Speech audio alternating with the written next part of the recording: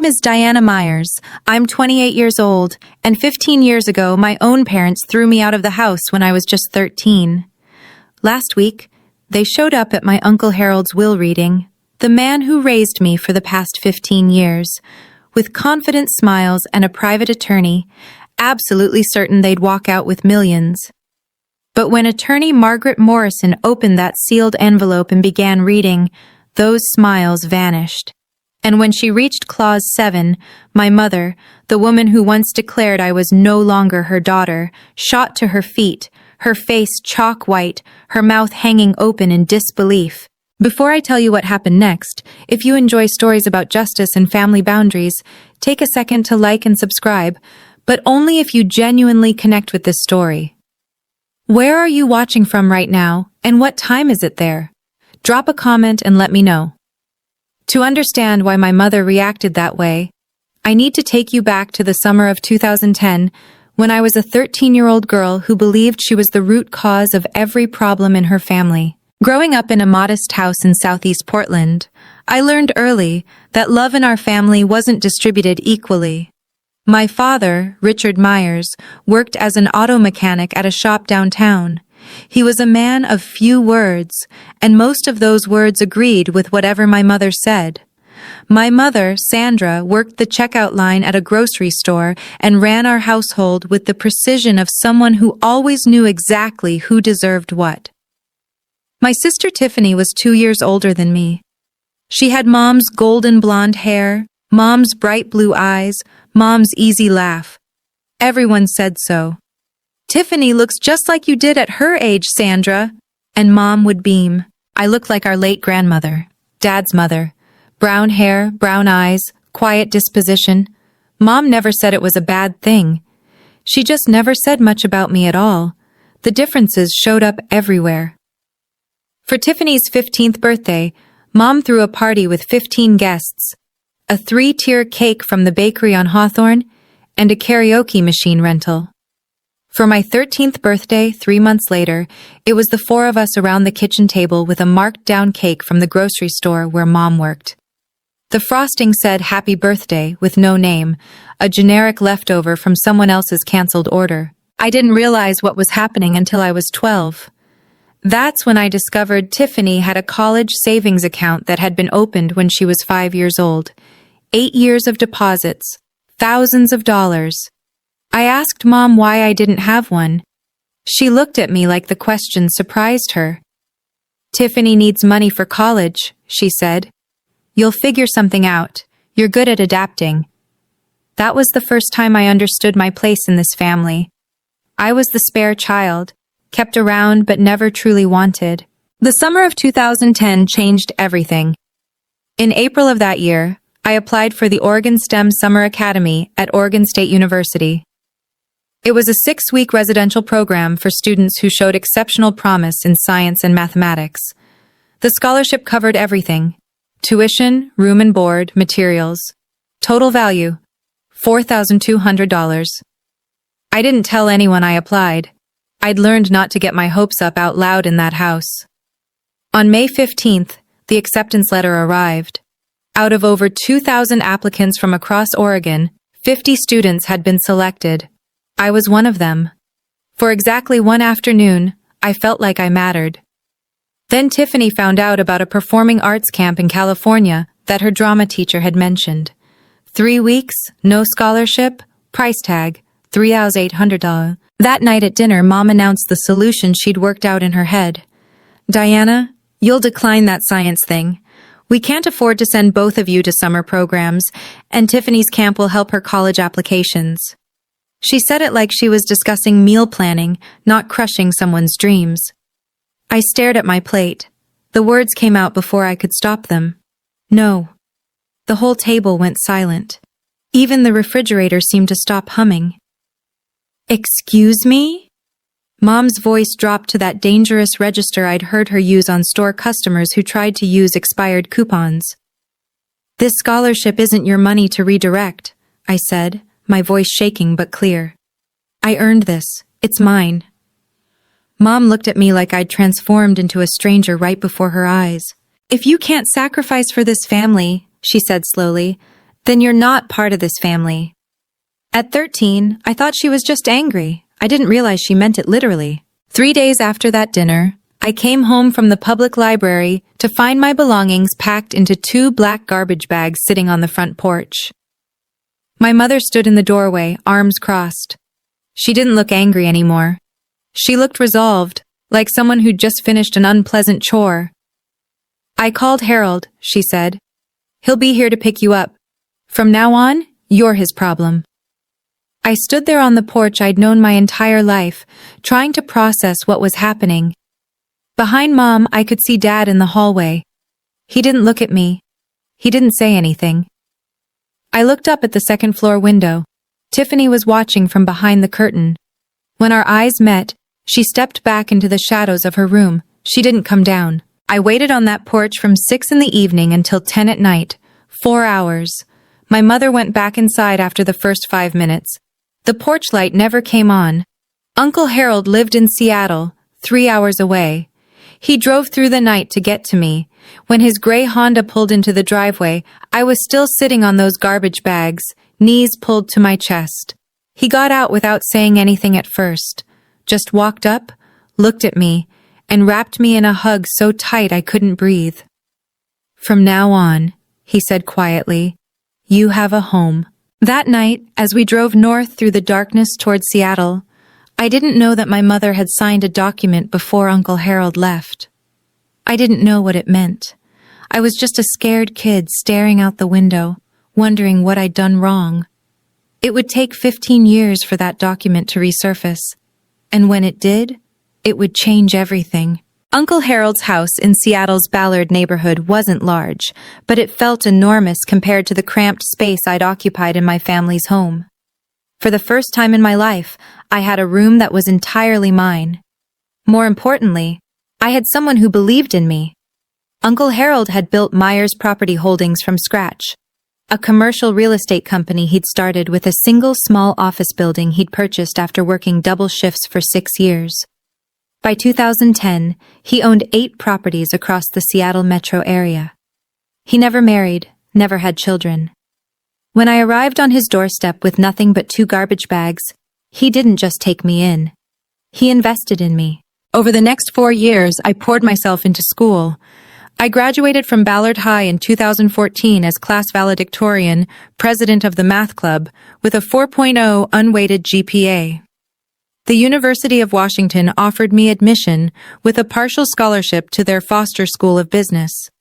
By 2018, I had my bachelor's degree in finance, graduating summa cum laude with a 3.94 GPA. Uncle Harold had given me internship opportunities at Myers Property Holdings starting my sophomore year. I learned the business from the ground up: data entry, lease analysis, tenant relations, property assessments. In 2019, after 18 months at a Big Four-style accounting firm I'll call Mitchell & Partners, I earned my CPA certification. 1 year later, Uncle Harold offered me a position as controller. By 2021, I was CFO. On my 26th birthday, I managed a portfolio of 12 commercial properties with a combined value of $23.7 million. Uncle Harold sent me an email that day. I still have it saved. The subject line read, "To my daughter." The message was simple. You don't need to prove anything to the people who abandoned you, but you do need to prove to yourself that you're worthy. You have. Happy birthday, Diana. In 15 years, my biological family reached out exactly 3 times. The first was in 2012. My mother called Uncle Harold's phone, not mine, to ask for $5,000. Dad had lost his job at the auto shop. Times were hard. Surely Harold could help his own brother. Uncle Harold declined. He told me about the call afterward, his jaw tight. "They haven't asked about you once," he said. "Not how you're doing in school, not if you're okay. They just want money." The second contact came in 2016. Tiffany mailed me a wedding invitation. No personal note. No, "I hope you're well." Just the formal printed card with my name and Uncle Harold's Seattle address. I didn't attend. I didn't send a gift. I didn't respond at all. The third was in 2020. My mother sent me an email, the first direct contact she'd initiated since throwing me out. The subject line was, "Checking in." The message mentioned that she'd seen an article in Seattle Business Journal about Myers Property Holdings expanding into the East Side market. She hoped I was doing well, and suggested we should catch up sometime. I deleted the email without responding. I wasn't holding grudges. I had simply built a life that didn't include them, and I saw no reason to change that. In the summer of 2024, Uncle Harold received a diagnosis that changed everything. Congestive heart failure, advanced stage. The doctors gave him 12 to 18 months. He lasted 8. During those final months, Uncle Harold met with his estate attorney multiple times. He updated his will in June 2024, 6 months before he passed. When I asked him about it, he just smiled. "Everything's taken care of," he said. "You focus on the business. I've handled the rest." I didn't know what he'd written. I didn't know about the clauses. I trusted him completely. I had no idea what was coming. Uncle Harold passed away on February 28, 2025. He went peacefully in his sleep at Swedish Medical Center with me holding his hand. 1 week later, on March 7th, I was in my office at Myers Property Holdings when my phone buzzed with an unknown Portland number. I almost didn't answer. "Diana?" The voice was immediately recognizable. 15 years hadn't changed my mother's particular way of saying my name, like she was tasting something she wasn't sure she wanted to swallow. "Sandra." I kept my voice neutral, not Mom, just her name. A brief pause. I could almost hear her recalibrating. "I heard about Harold," she said. "I'm so sorry for your loss. I was thinking I should come up for the memorial service, pay my respects.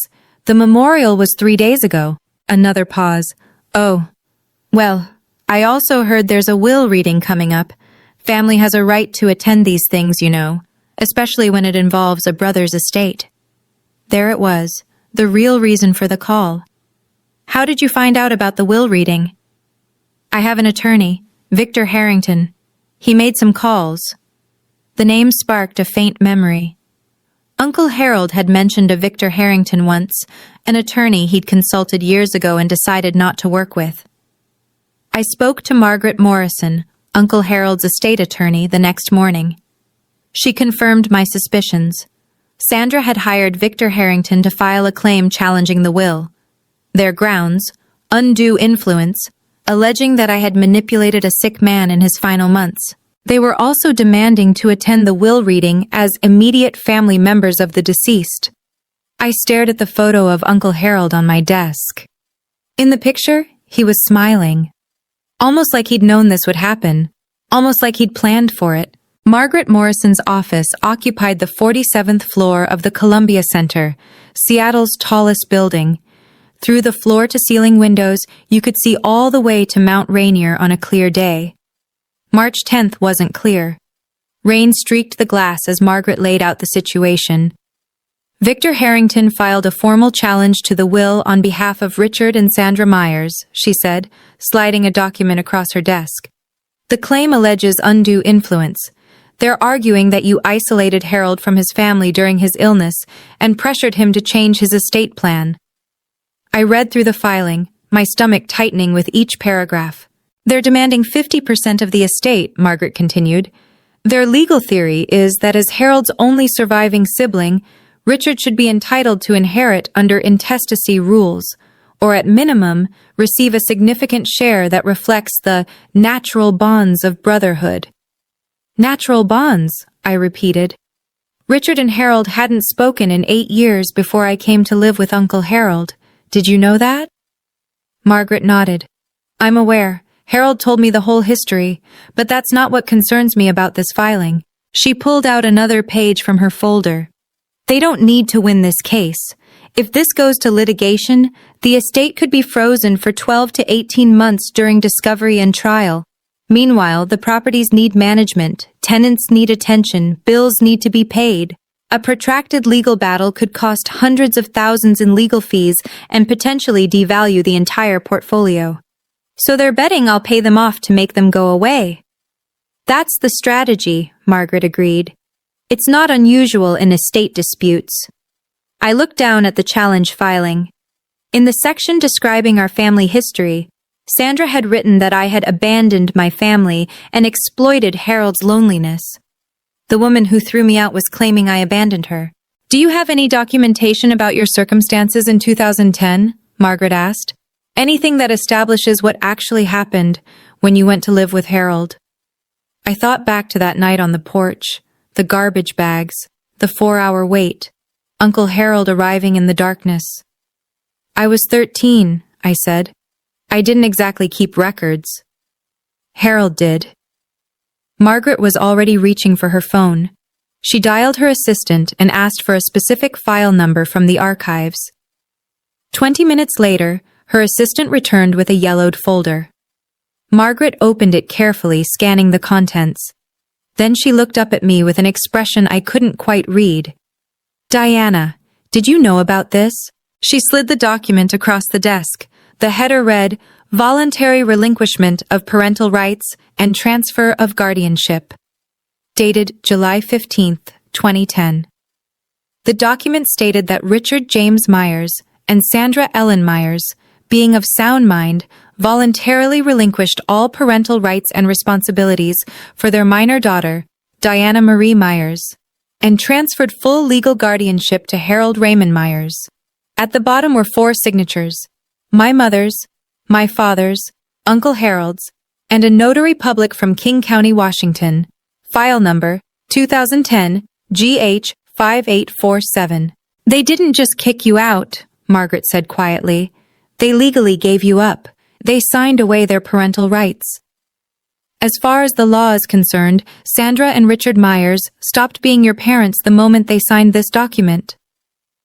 My hands were trembling. I'd been 13 years old, sitting on a porch in the dark. I had no idea my mother had been signing papers inside the house. What does this mean for their claim? Margaret's expression shifted. It means Richard has no standing to claim inheritance through familial relationship. Legally, he's not your parent. He severed that connection himself, in writing, with witnesses 15 years ago. Margaret offered me 2 paths forward. Option 1, we negotiate, she said. I reach out to Harrington, explain that their legal position is weaker than they realize, and offer a settlement. $500,000 to $1 million in exchange for them withdrawing their challenge and signing a waiver of any future claims. It's faster, cleaner, and avoids any public spectacle. And option 2? We proceed with the will reading as scheduled. They've demanded to attend as family members. We let them. Then we present the evidence. The guardianship transfer document, the full history, everything Harold wanted disclosed in the event of a challenge. She paused. Harold anticipated this, Diana. He left specific instructions for how to handle exactly this scenario. He wanted the truth on the record. I went home that night and couldn't sleep. I sat in the living room of the house Uncle Harold had left me, staring at the family photos on the mantel.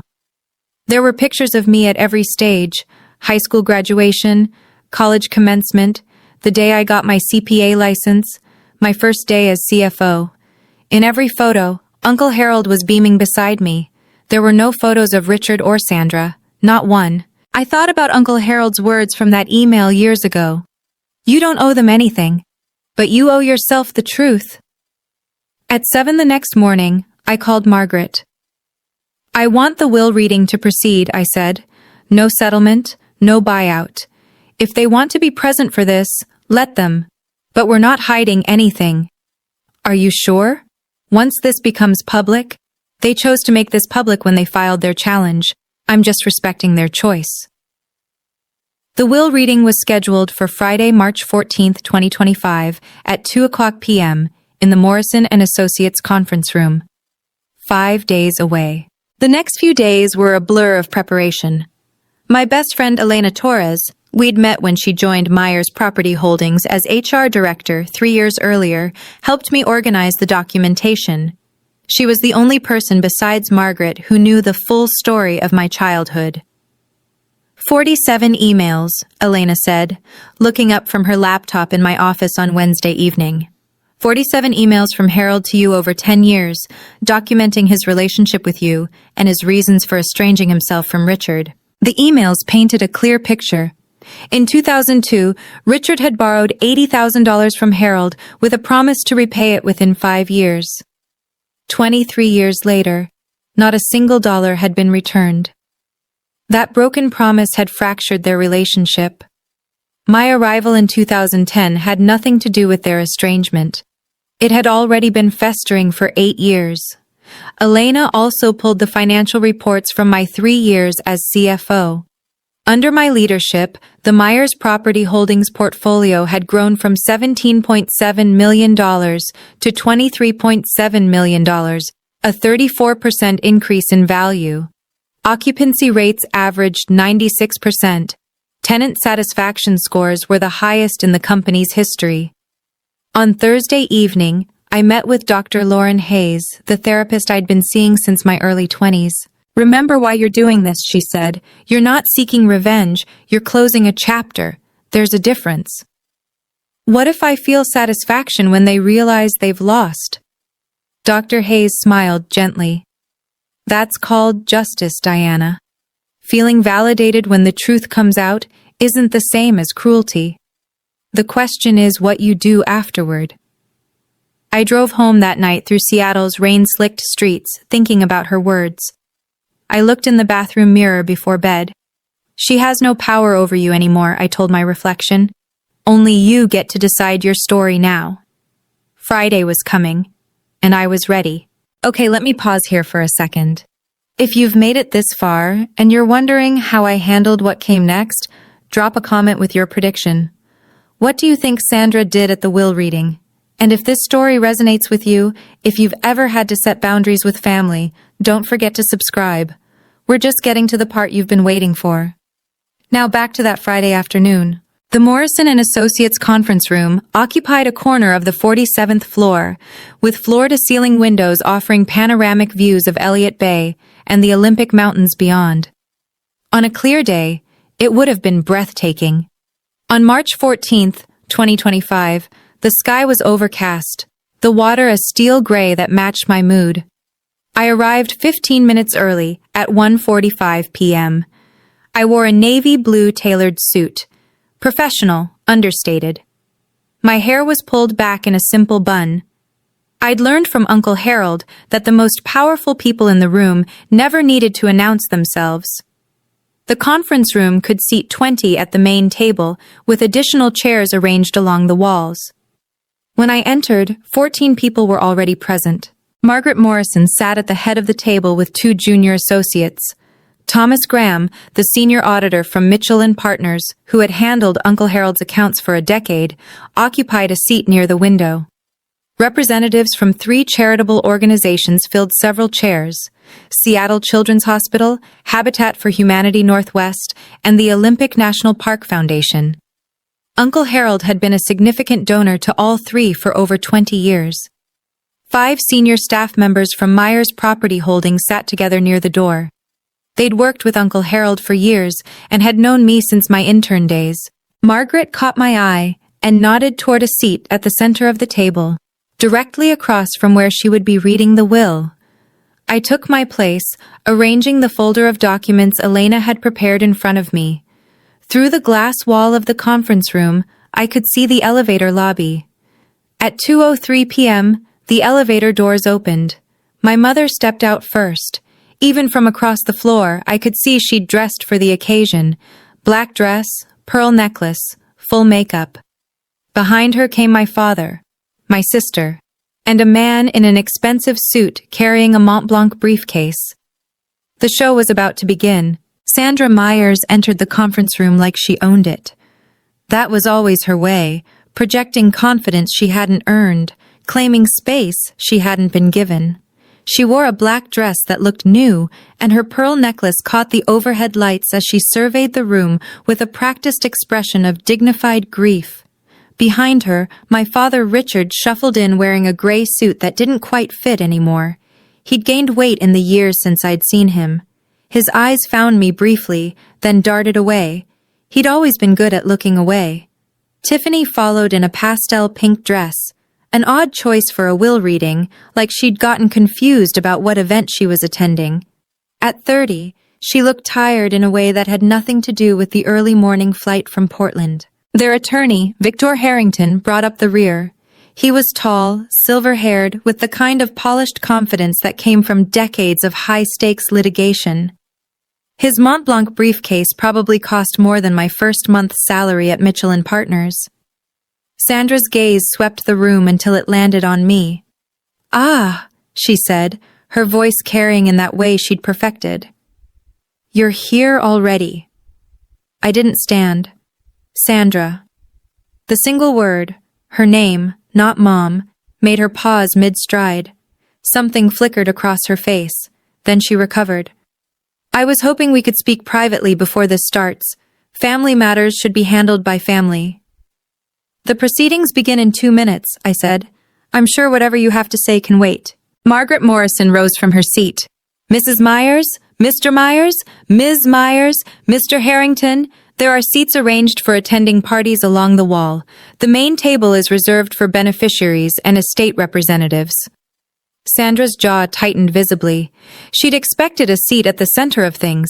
Instead, she was being directed to the margins. She wasn't even at the table. Sandra didn't take her seat quietly. Instead, she detoured past the representatives from Seattle Children's Hospital, pausing to introduce herself with an expression of practiced sorrow. "I'm Sandra Myers," she said, loud enough for most of the room to hear. "Harold's sister-in-law. We were quite close for many years, before this unfortunate estrangement." She glanced meaningfully in my direction. The hospital representative, a woman in her 50s named Dr. Patricia Wells, nodded politely but said nothing. Sandra continued, undeterred. "It's so tragic how some people come into a family and create division. Harold was such a generous man, so trusting, perhaps too trusting." I kept my eyes on my folder. I didn't respond. I'd learned long ago that Sandra fed on reactions. Tiffany, settling into a chair against the wall, added her piece. "Uncle Harold used to visit us in Portland all the time when we were kids. I don't understand why she gets to sit up there and we're back here." Victor Harrington was already taking notes, his pen moving across a legal pad, documenting everything, building their case, looking for any reaction he could twist. I gave him nothing. Sandra took her seat beside Tiffany, but she wasn't finished. As Margaret organized her papers at the head of the table, Sandra's voice cut through the quiet room once more. "A child who's been rejected by her parents usually has a reason. I just wish Harold had seen through her the way we did. A mother always knows." The words hung in the air. Several people in the room shifted uncomfortably. Thomas Graham, the auditor, was staring at Sandra with open disbelief. I looked at her, really looked at her, for the first time in 15 years. She hadn't changed at all. The same certainty, the same need to control the narrative, the same absolute conviction that she was the victim. Margaret cleared her throat. "It's 2:10, we'll begin." Margaret Morrison broke the seal on a large envelope with the careful precision of someone who had performed this ritual hundreds of times. "This is the last will and testament of Harold Raymond Myers," she began, her voice carrying the formal weight the moment demanded. "Born July 4th, 1953, deceased February 28th, 2025. This document was executed on June 18th, 2024, and represents the final expression of Mr. Myers's wishes regarding the disposition of his estate." Sandra sat forward slightly, her pearl necklace catching the light. Margaret continued reading the preliminary sections. Article 1 confirmed Harold's identity and residence. Article 2 declared him to be of sound mind. Margaret noted that a psychiatric evaluation had been conducted by Dr. Stephen Park on June 10, 2024, 8 days before the will was signed. The evaluation confirmed Mr. Myers possessed full testamentary capacity and was under no undue influence at the time of execution, Margaret read. I caught Sandra exchanging a glance with Victor Harrington. They'd been banking on challenging Harold's mental state. This documentation complicated their strategy. Article 3 revoked all prior wills and codicils. Then Margaret turned to Article 4, the inventory of assets. At the time of death, Mr. Myers' estate included the following: 12 commercial properties located throughout King County and Snohomish County with a combined assessed value of $18.2 million. Investment accounts containing diversified equity holdings valued at approximately $4.1 million. Cash and liquid assets totaling $1.4 million. I heard Tiffany whisper to Sandra, "That's almost $24 million." Sandra nodded, her eyes calculating. Margaret looked up briefly. The will contains 47 pages. I will now proceed to Article 5, which addresses specific bequests and exclusions. She turned the page and adjusted her reading glasses. Article 5, regarding Richard James Myers, brother of the deceased. Sandra actually smiled. She wouldn't be smiling for long. Margaret's voice was steady as she read the opening line. I make no provision in this will for my brother, Richard James Myers, for the following reasons, which I wish to be read aloud and entered into the record. Sandra's smile flickered. Margaret continued reading Harold's words.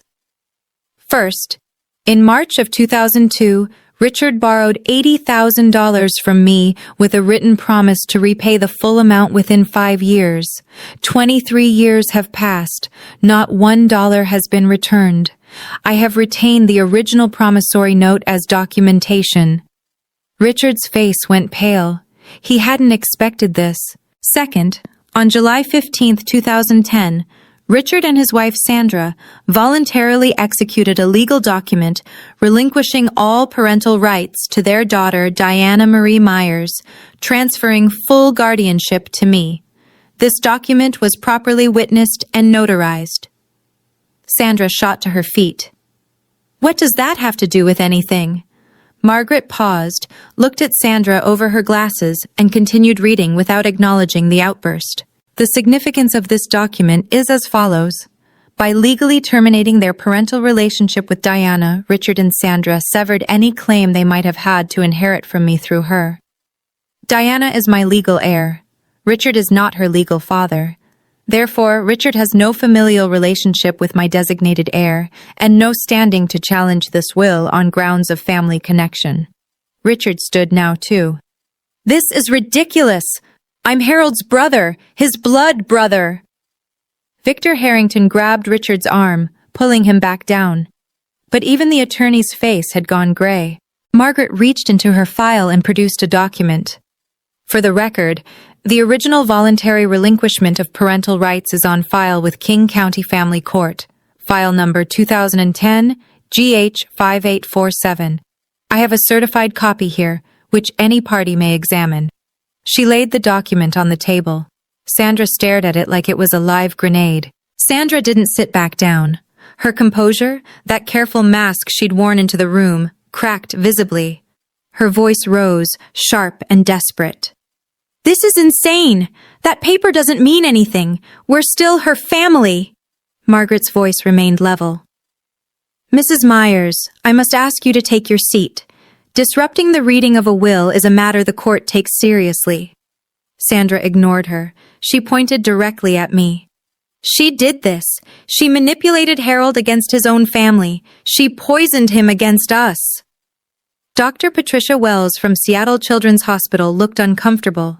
The charity representatives hadn't signed up for a family meltdown. Tiffany tugged at Sandra's sleeve. Mom, sit down. People are watching. I don't care who's watching, Sandra's voice cracked. I want to know how this happened. Harold loved Richard. They were brothers. Finally, I spoke. My voice came out calm, steady, the way Uncle Harold had taught me to speak in difficult negotiations. Never raise your voice. Make them strain to hear you. Sandra, you made a choice 15 years ago. You put my belongings in garbage bags and left me on a porch in the dark. Then you went inside and signed a document giving me away. I was 13 years old. The room was absolutely silent. That was your decision, I continued. Not mine, not Uncle Harold's, yours. Everything that's happening today is simply the consequence of what you chose to do that night. Sandra's mouth opened, but no words came out. I looked at her steadily. I don't hate you, but I also don't owe you anything. You made sure of that when you signed that paper. Victor Harrington was writing furiously on his legal pad, though I couldn't imagine what strategy he thought he could salvage. Margaret cleared her throat. If we may continue, I haven't yet read Clause 7. Sandra finally sank back into her chair, but Clause 7 was the one that would truly end her hopes. Margaret turned to page 12 of the will and paused. Then she read the words that would change everything. Article 7, Designation of Sole Beneficiary. The room held its breath. I hereby bequeath the entirety of my estate, including all real property, investment accounts, liquid assets, and personal effects, to my legally adopted daughter, Diana Marie Myers. Adopted. The word hung in the air like a thunderclap. Sandra's face went white, actually white, like someone had drained the blood from her head. Adopted? Richard's voice was hoarse. Since when? Margaret answered with the same calm precision she'd used throughout. Mr. Harold Myers formally adopted Diana Marie Myers on September 12, 2012, when she was 15 years old. The adoption was finalized in King County Family Court, file number 2012 AD 3291. As Mr. and Mrs. Richard Myers had already legally relinquished their parental rights in 2010, no additional consent was required. Tiffany stared at me. So you're not related to us anymore? I met her eyes. Not legally. Not since Mom and Dad signed me away. Margaret continued reading. Diana is not merely a beneficiary. She is my daughter in every way that matters, legally, practically, and emotionally.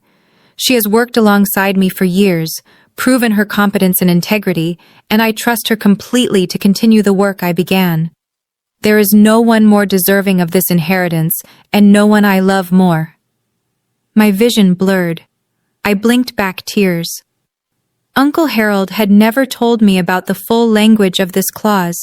He'd kept it a secret, waiting for this moment, knowing it might come. Sandra was shaking her head slowly, like someone trying to wake from a nightmare. This can't be legal, she whispered. Victor, tell them this can't be legal. Victor Harrington didn't answer. He was staring at his legal pad, pen motionless. He knew the case was over. Margaret reached into her folder and withdrew a sealed envelope, smaller than the others. There's one more item, she said. Mr. Myers left a personal letter for Diana, with instructions that I offer to read a portion aloud during this proceeding, if Diana consents. I nodded, not trusting my voice. Margaret opened the envelope carefully and unfolded a single handwritten page. Uncle Harold's familiar script filled the paper, the same handwriting I'd seen on birthday cards and emails and notes left on my desk over 15 years. Margaret began to read. Diana, if this letter is being read aloud, it means things happened exactly as I expected. Your biological family showed up looking for money they never earned from a man they never cared about. I'm sorry you have to go through this, but I also know you're strong enough to handle it. A soft sound escaped Sandra's throat, almost a whimper. You came to me as a wounded child, thrown away by people who should have protected you, but you didn't let that define you. You transformed your pain into determination, your loneliness into independence, your rejection into resilience. I have never been more proud of anyone in my entire life. Margaret's voice softened slightly as she continued. I didn't save you, Diana. You saved yourself. I just gave you a place to do it. Everything you've achieved, your education, your career, your character, you earned through your own effort. I'm leaving you my estate not because you need it, but because you deserve it. And because I know you'll use it to help others the way I tried to help you. Tears were streaming down my face now. I didn't try to stop them. Don't let them make you feel guilty for surviving them. Don't let them back in unless you choose to. You owe them nothing. You owe yourself everything. I love you, Diana. Forever your father, Harold. Sandra made one last desperate play. She stood again, but this time her voice had shifted. The anger was gone, replaced by something that was meant to sound like wounded motherhood. Diana, sweetheart, I know things were hard when you were young. I made mistakes. I admit that now. But we're still blood. We can work through this. Can't we at least talk about dividing the estate fairly? I wiped my eyes and looked at her. You gave up the right to call me sweetheart 15 years ago. I want to contest this will, Sandra announced to the room. Victor, tell them. We have grounds.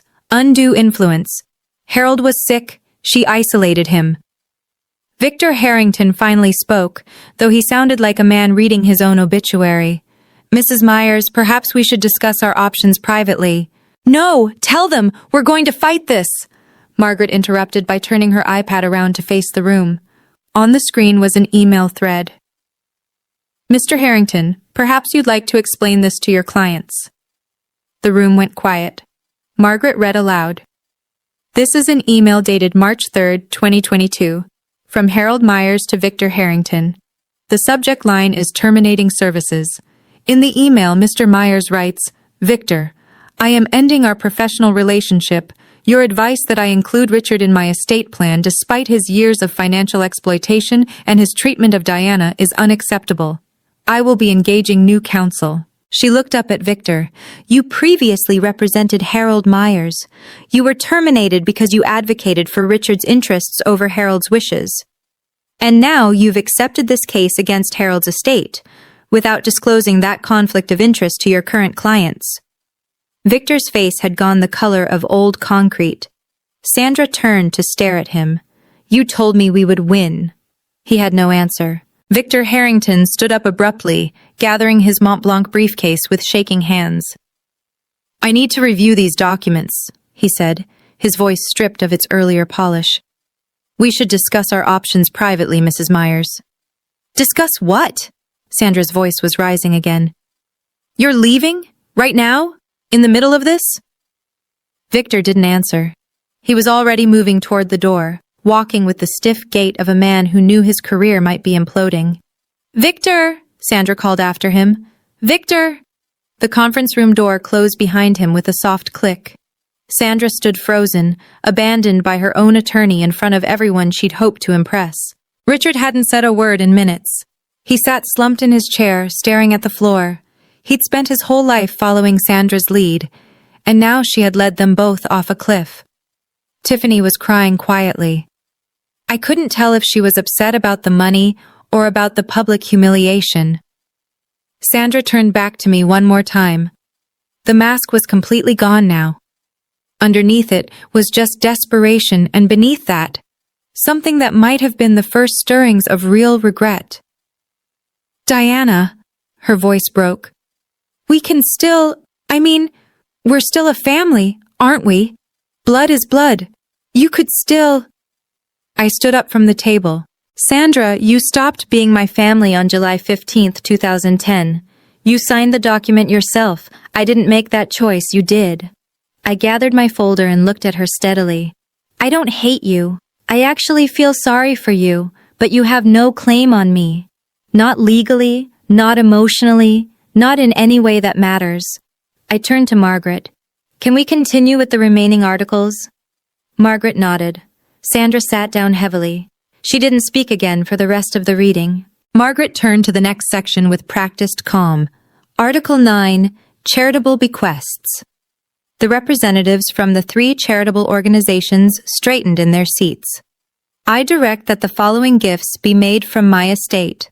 $500,000 to Seattle Children's Hospital, to be used for the establishment of a scholarship fund for children from disadvantaged backgrounds. $300,000 to Habitat for Humanity Northwest, for the construction of affordable housing in the greater Seattle area. $200,000 to the Olympic National Park Foundation, for wilderness preservation and environmental education programs. Dr. Patricia Wells from Seattle Children's Hospital nodded solemnly. Harold was one of our most consistent donors for over 2 decades. This gift will help hundreds of families. The representative from Habitat for Humanity added, We've built 6 homes with Harold's previous donations. This will fund at least 4 more. Margaret continued. I also request that my daughter Diana continue the charitable giving programs I established during my lifetime at her discretion. I trust her judgment completely. I found my voice. I will. I'll honor everything Uncle Harold built. A thought occurred to me as I looked at the 3 charity representatives sitting in this room. They weren't here because the law required it. They were here because Uncle Harold had asked them to come. He'd wanted witnesses, neutral parties who could testify to exactly what had happened here today if Sandra and Richard tried to pursue their case further. Uncle Harold had anticipated every move. Dr. Wells caught my eye and offered a small, kind smile. Harold used to talk about you constantly. Every board meeting, every donor event. Diana did this. Diana achieved that. He was so proud of you. I blinked back fresh tears. Even in death, Uncle Harold had surrounded me with people who believed in me. When Margaret finished reading the final articles of the will, she turned to me. Diana, as sole beneficiary and executor, would you like to say a few words?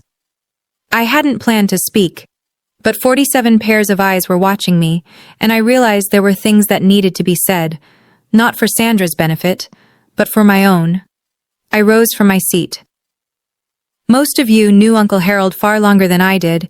He took me in when I was 13 years old and had nothing. He gave me a home, an education, and most importantly, a family that chose to love me. I looked around the room, at the Myers Property Holdings employees who had watched me grow from an intern into a CFO, at the charity representatives who had witnessed Uncle Harold's generosity for decades. With this inheritance, I intend to continue everything Harold built.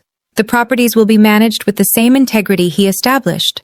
The charitable commitments will be maintained, and I'll be establishing a new scholarship fund, the Myers STEM Scholarship, for children from difficult family situations who need someone to believe in them. My eyes found Sandra, still sitting rigid in her chair. As for my biological relatives, I hold no grudge. I've made peace with what happened. But peace doesn't mean pretending it didn't happen, and it doesn't mean opening doors that I've worked hard to close. I took a breath. Harold taught me that family is about choice. The people who show up for you when everything falls apart, those are your family.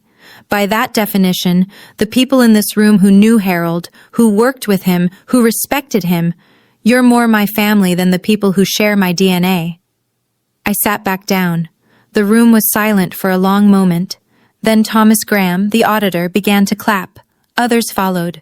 Sandra didn't move. Margaret formally concluded the reading at 3:47 p.m. The will has been read in its entirety. All legal requirements have been satisfied. Ms. Myers, you may contact our office next week to begin the transfer process. The estate should be fully settled within 14 business days. People began to rise, conversations murmuring to life around the room.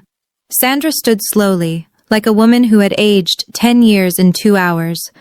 Richard was already shuffling toward the door, not looking at anyone. Tiffany gathered her purse and followed her father without a word. Sandra lingered. She turned back to look at me one final time. Her makeup had smeared slightly around her eyes. The confident woman who had entered this room expecting millions now looked diminished, smaller somehow. She opened her mouth as if to say something. I saw her lips form what might have been the beginning of "I'm sorry." But then she closed her mouth, turned away, and walked out. I watched her go. This woman who had thrown me away like damaged goods, who had signed papers to make it legal, who had shown up 15 years later, expecting to profit from her cruelty. I felt a brief flicker of something, not satisfaction exactly, not vindication, something more complicated, the strange emptiness that comes when a chapter finally closes. Dr. Wells from Seattle Children's Hospital approached me as the room cleared. "Harold talked about you every time we met," she said, shaking my hand. "He told me once that taking you in was the best decision he ever made. I can see why." She pressed a business card into my palm. "When you're ready to discuss that scholarship fund, please call me directly." Elena appeared at my side, squeezing my arm. "You did it," she said quietly. "Harold would be so proud." I looked at the photo of Uncle Harold I'd brought with me. I hoped she was right. I need to take a breath here for a second. That was the moment I'd been dreading and hoping for at the same time. If you've ever had to stand up to someone who hurt you, someone who still believed they were the victim, you know how exhausting it is. Have you been through something similar? Tell me in the comments. And if you want to know what happened after that conference room emptied, stay with me.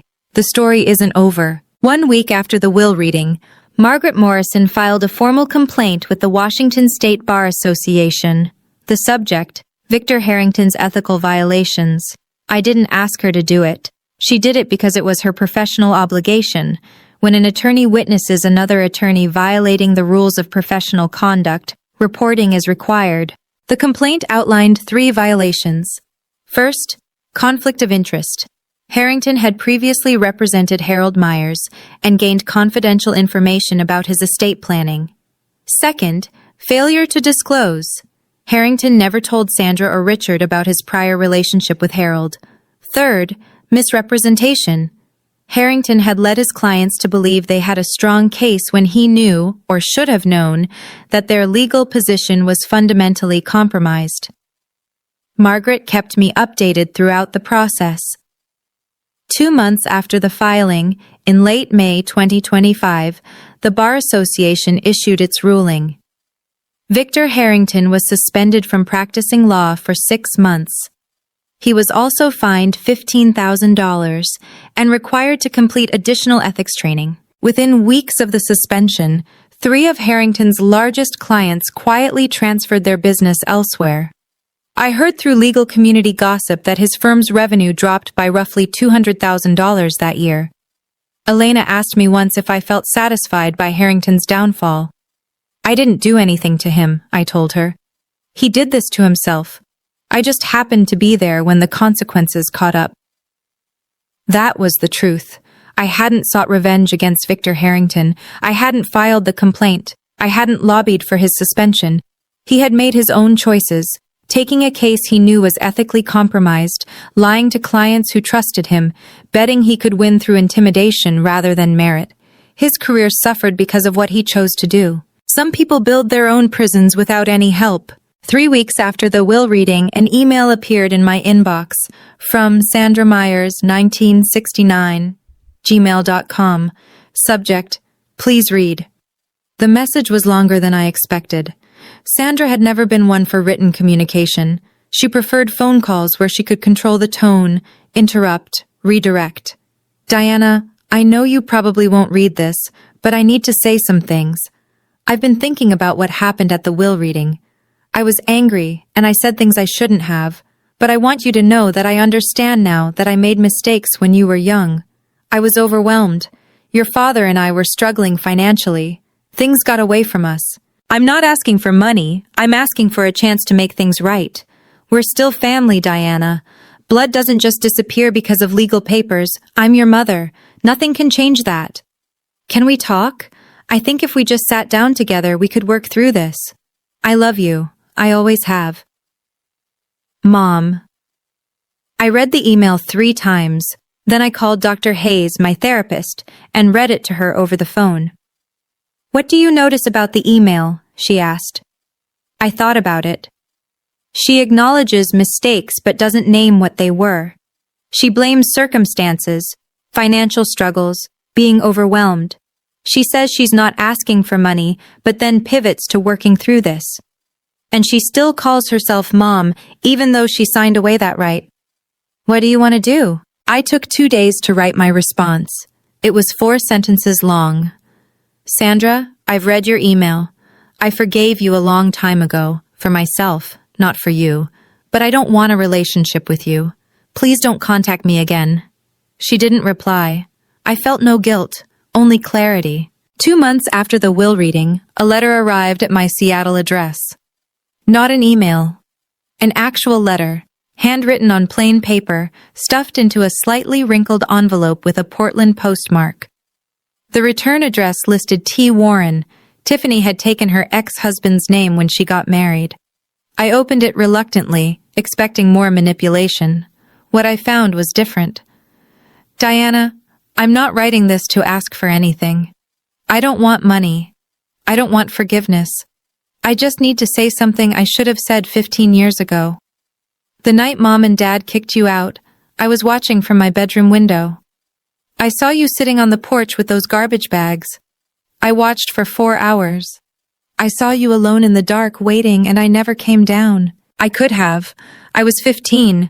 I could have brought you water or sat with you or at least told you I was sorry. Instead, I just watched from the window like a coward.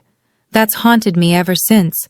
Every time Mom would talk about you, always blaming you, always making herself the victim, I would think about that window, about what I didn't do. I'm not asking you to forgive me. I'm not asking for a relationship. I just wanted you to know that I know what I did was wrong. I failed you when you needed family most. You deserved better from your older sister. If you never want to hear from me again, I understand. But I couldn't let another year pass without telling you the truth. Tiffany.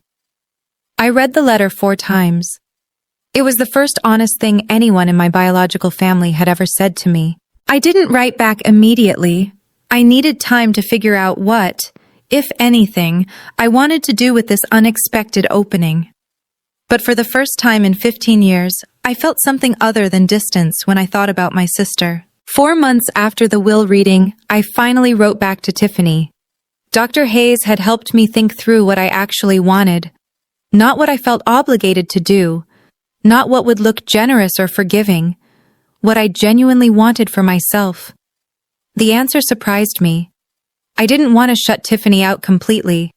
Her letter had been the first honest acknowledgement of what happened that night. No excuses, no deflection, no requests for money, just accountability. But I also wasn't ready to trust her. 15 years of distance doesn't disappear because of one letter. So I wrote back with conditions. Tiffany, I've read your letter many times. I appreciate that you acknowledged what happened without making excuses.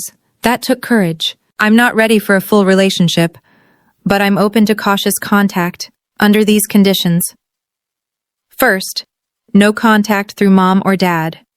I've ended communication with them permanently, and I need that boundary respected. Second, no discussions about money, inheritance, or anything related to Uncle Harold's estate. Ever.